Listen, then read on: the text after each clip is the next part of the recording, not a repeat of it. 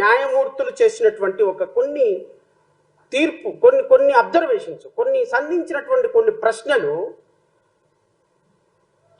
మా సోకాళ్ళు దీంట్లో లడ్డు వ్యవహారంలో మీ వైఖరి ఏంటి పైన ఒక చిన్న బాక్స్ ఐటమ్ పెట్టి లడ్డు వ్యవహారంలో మీ సుప్రీంకోర్టు ఈ మాట అడిగిందా? సుప్రీంకోర్టు ఈ ఒక్క మాట అడిగిందా? లడ్డు వ్యవహారంలో మీ వైఖరి ఏంటి అని అడిగిందా కేంద్ర ప్రభుత్వాన్ని?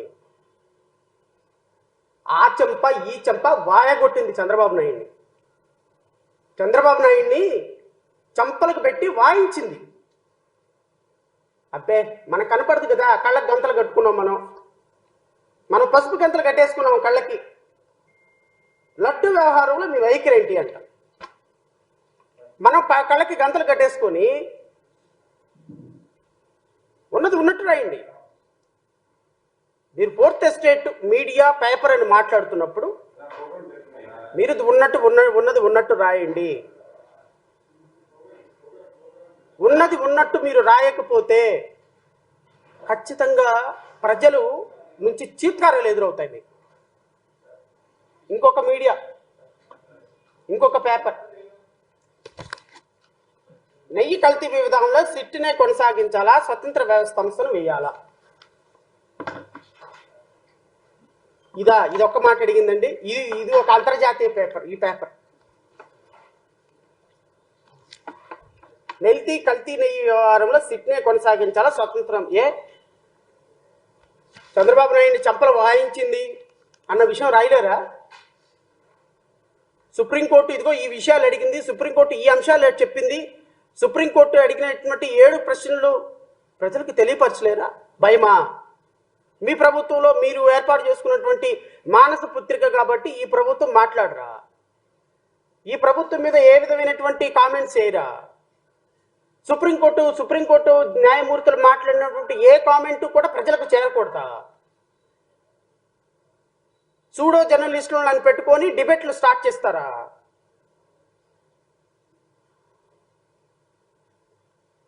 న్యాయవాదులుగా, న్యాయమూర్తులుగా, మీడియాగా డిబేట్లో పార్టిసిపేట్ చేసేటువంటి న్యాయవాదులు కానీ, డిబేట్స్ కండక్ట్ చేసేటువంటి వ్యక్తులు కానీ వాస్తవాలని ప్రజలకు తెలియపరచండి. ఒక అల్టీరియర్ మోటివ్ తోటి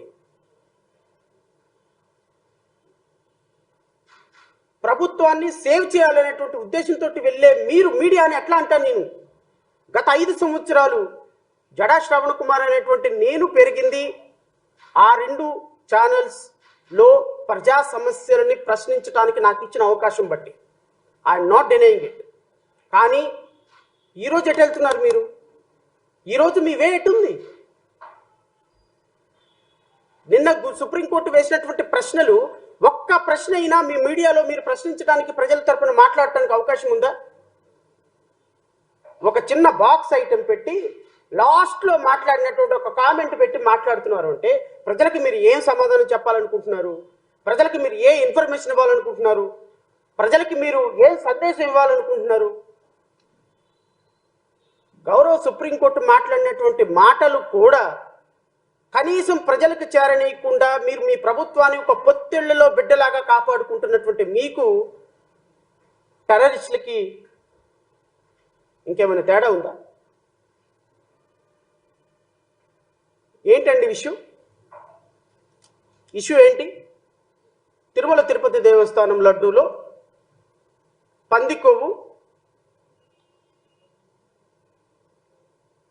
బీఫ్ కొవ్వు, బీఫ్ అంటే తెలియదేమో,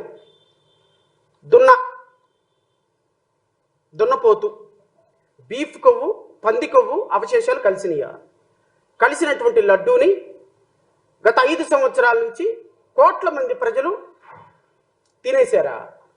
దానికి గత ప్రభుత్వంలో ఉన్నటువంటి జగన్మోహన్ రెడ్డి, టీటీడీ చైర్మన్ వీళ్ళు కారణమా? ఇదే ఎలిగేషను.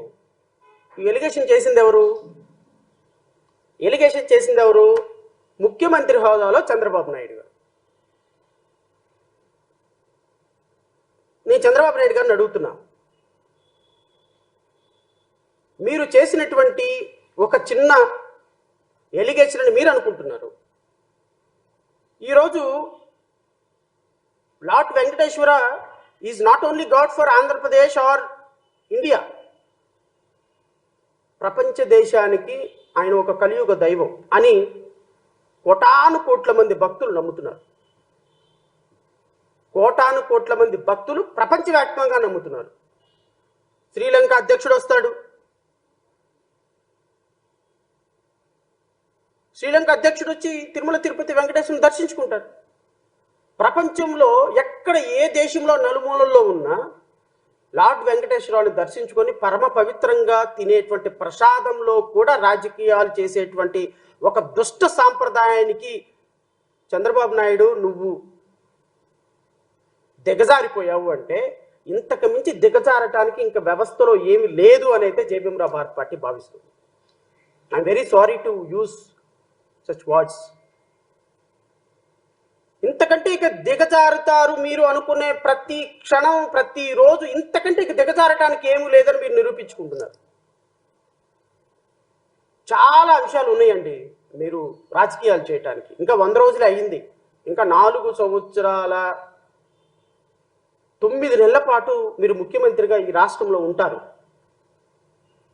మీ తనయుడు మంత్రిగా ఉంటాడు, లేకపోతే ఆయన కూడా రేపు పవన్ కళ్యాణ్ లాగా ఇంకో ఉప ముఖ్యమంత్రిని చేయొచ్చు. 4 సంవత్సరాలు 9 నెలలు పవన్ కళ్యాణ్ ఉప ముఖ్యమంత్రిగా ఉంటాడు. మంచో చెడ్డో కష్టమో నష్టమో మా కర్మో రాష్ట్రం కర్మో ఈ ఆంధ్రప్రదేశ్ రాష్ట్రం చేసుకున్న పాపమో మేము భరిస్తాం, మిమ్మల్ని భరించాలి కూడా. Because you are a honourable deputy chief minister, you are a honourable deputy chief minister, you are a honourable member, you are honourable minister. మిమ్మల్ని భరించాలి మేము. 5 సంవత్సరాలు మీరు ఎన్ని అబద్ధాలు చెప్పినా భరించాలి, ఎన్ని రాజకీయాలు చేసినా భరించాలి. సనాతన ధర్మం, ఆ ధర్మం, ఈ ధర్మం అని అందరి మీద నేను వస్తా, 1 by 1 వస్తా. ఈరోజు రాష్ట్ర ప్రజలకి మీ నిజ స్వరూపం తెలిసి తీరాలి.